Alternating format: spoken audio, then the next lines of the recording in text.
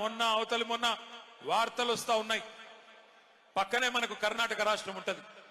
కర్ణాటక రాష్ట్రంలో కృష్ణానది మీద ఆల్మట్టి అనే ఒక డ్యామ్ ఉంటది. ఎప్పుడో చాలా కాలం కింద కట్టినారు. కానీ కట్టినప్పుడే అప్పుడున్న మన ఆంధ్రప్రదేశ్ ప్రభుత్వం ఇంకప్పటికి తెలంగాణ ఏర్పాటు కాలే. ఆనాడే అప్పుడున్న ఆంధ్రప్రదేశ్ ప్రభుత్వం కూడా ఈ ఆల్మట్టి డ్యామ్ కడితే ఇటు తెలంగాణకు అటు కిందికి ఆంధ్రకు నీళ్లు రావు, కట్టొద్దు అని చెప్పి అప్పట్లోనే పోరాటం కూడా చేయడం జరిగింది. మరి 4 రోజుల కిందట కర్ణాటక ప్రభుత్వం, అక్కడ కూడా కాంగ్రెస్ ప్రభుత్వమే ఉన్నది. అక్కడ ఉన్న కాంగ్రెస్ ప్రభుత్వం మొన్న ఒక నిర్ణయం తీసుకున్నది వారం రోజుల కిందట. ఏమని? ఇప్పటికే 519 మీటర్ల మీద ఉన్నది ఆల్మట్టి డ్యామ్. 519 మీటర్ల మీద ఉన్నది. ఇంకొక 5 మీటర్లు పెంచుతాం అంటే ఇంకొక 18 ఫీట్లు పైకి కడతాం, ఇంకా ఎత్తుకు పెంచుతామని చెప్పి కర్ణాటక ప్రభుత్వం 70,000 కోట్ల రూపాయలు ఖర్చు పెట్టి కిందికి కృష్ణా నీళ్లు ఒక్క చుక్క కూడా రాకుండా చేసే ఒక ప్రయత్నం చేస్తా ఉన్నది. ముఖ్యమంత్రి చెప్పుకుంటాడు నేను నల్లమల పులిని అని చెప్పుకుంటాడు. మరి నల్లమల పులి పక్కనే ఉండే కర్ణాటక కాంగ్రెస్ ప్రభుత్వం 5 మీటర్లు అంటే 18 ఫీట్లు అక్కడ డ్యామ్ ఎత్తు పెంచి పాలమూరుకు చుక్క నీళ్లు రాకుండా చేస్తే నల్లమల పులి అన్నట్టు ఏం చేయాలి? పిల్లిలాగా ఇంట్లో కూర్చోవన్నా లేదా పోయి అక్కడ గర్జించాలన్నా కొట్లాడాలన్నా? ఒకసారి గుర్తు తెచ్చుకోండి, నిజమైన పులి ఎట్లుంటదంటే కేసీఆర్ గారు 2001వ సంవత్సరంలో రాజోలి బండ డైవర్షన్ స్కీమ్ మీద నడిగడ్డకు నీళ్లు వస్తలేవని, అలంపూర్కు గద్వాల తాలూకాకు నీళ్లు రావడం లేదు, మా నీళ్లు మాకు రావాలి అని చెప్పి అక్కడ తూములు మూసేస్తేనే మాకు నీళ్లు వస్తాయని చెప్పి పాదయాత్ర చేస్తా ఉన్నారు. పాదయాత్ర చేస్తుంటే అవతల పక్కన రాయలసీమ ఎమ్మెల్యే ఒక ఆయన ఒక మాట అన్నాడు, కేసీఆర్ బ్లాక్ మెయిల్ చేస్తున్నాడు, నడిగడ్డకు నీళ్లు రావాలని చెప్పి ప్రభుత్వం మీద ఒత్తిడి తెచ్చే ప్రయత్నం చేస్తా ఉన్నాడు.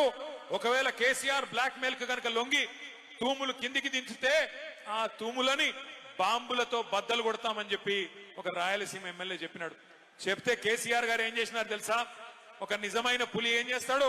ఆయన ఒకటే మాట చెప్పినాడు, నువ్వు గనక సుంకేసుల తూముల కాడికి అడుగు పెట్టినా అక్కడే ఉన్న మీ సుంకేసుల బరాజు ఉంది కదా, 1000 బాంబులతో లేపి పాడేస్తాం, తునకలు చేస్తామని చెప్పినాడు. మరి అలా నల్లమల పులి అని చెప్పుకునే రేవంత్ రెడ్డికి ఆ దమ్ము ఆ తెగువ లేదా? పాలమూరు ఎండిపోయే పరిస్థితి వస్తే, కిందికి నల్లగొండకు చుక్క కృష్ణా నీళ్లు రాని పరిస్థితి వస్తే మరి మనకు కేఎల్ఐ లిఫ్ట్ ఎక్కడిది, పాలమూరు లిఫ్ట్ ఎక్కడిది? శ్రీశైలంలకే కృష్ణా నీళ్లు రాకపోతే మనం పైకి నీళ్లు తెచ్చుకునే అవకాశం ఎక్కడిది? ఆలోచించమని చెప్పి నేను కోరుతా ఉన్నా. ఇట్లా అక్కడ పక్కనే ఉన్న కాంగ్రెస్ ప్రభుత్వం ఇవాళ కృష్ణను ఆపే ప్రయత్నం చేస్తుంటే పైనున్న రాహుల్ గాంధీ మాట్లాడాడు, ఇక్కడ ఉన్న రేవంత్ రెడ్డి మాట్లాడాడు. మళ్ళీ తిరిగి కొట్లాడేది మాట్లాడేది ఒకే ఒక్క నాయకుడు తెలంగాణ ప్రయోజనాల కోసం. ఎవరది? ఒక్క కేసీఆర్ గారు మాత్రమే.